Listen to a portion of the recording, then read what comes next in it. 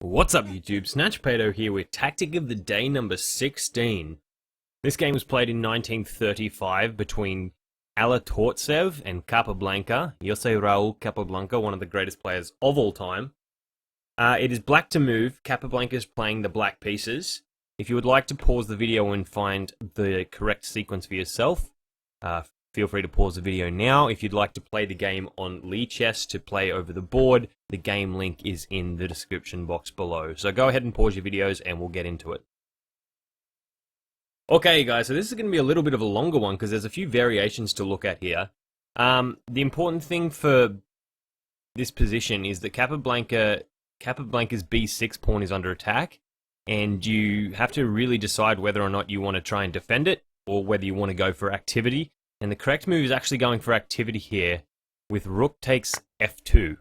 Okay, now the critical variation we'll get to in a moment, but let's just have a look at some of the moves if, for example, if white ignores this rook and plays something like this, trying to gain a tempo on the queen.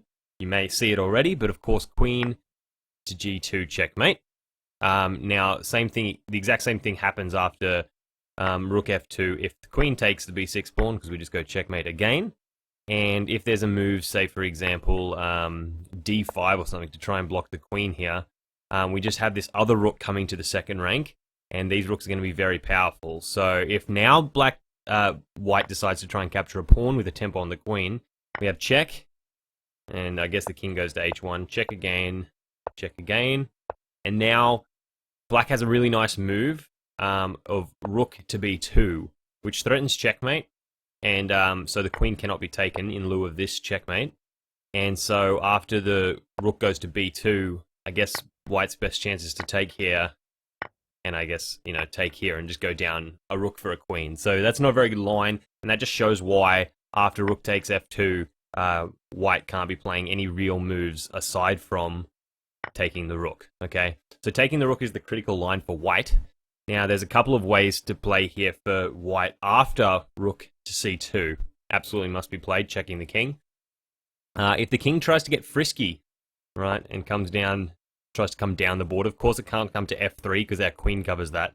We play rook takes g2, and if the king tries to go to f4, we have rook f2, forcing the king further down. If the king comes here, it's just mate in one. Sorry, no, that's not the move that you want to be playing. This mate in one is the one I meant. So the king can't come further down this way. If the king comes to, say, for example, g5, we have f6 check, king h4, and then we have g5, forcing the king further down the board. If the king comes back up now, then this is mate. So the king has to come down the board now, and that runs into queen check. King must go further down the board, and this is mating because the king covers off this square and the pawn covers this square. So there's a lot of variations here, but I can assure you that if the king comes down the board any this way, he's going to get checkmated eventually. So the only move is king e1 to try and stave off any kind of attack here. Of course, if the king goes to f1 instead, we're just mating in two, like this. So king goes to e1 is the critical line.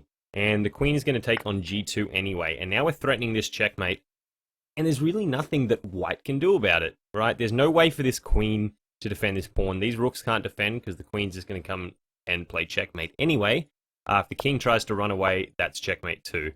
So in this position, queen b8 check, I guess, is white's best chance. But after king g7, queen to e5, and f6, there are no more checks from this queen unless it goes to c7, in which case the rook just takes and black's up huge material and probably just coming back with this threat again. So white can't really deal with that.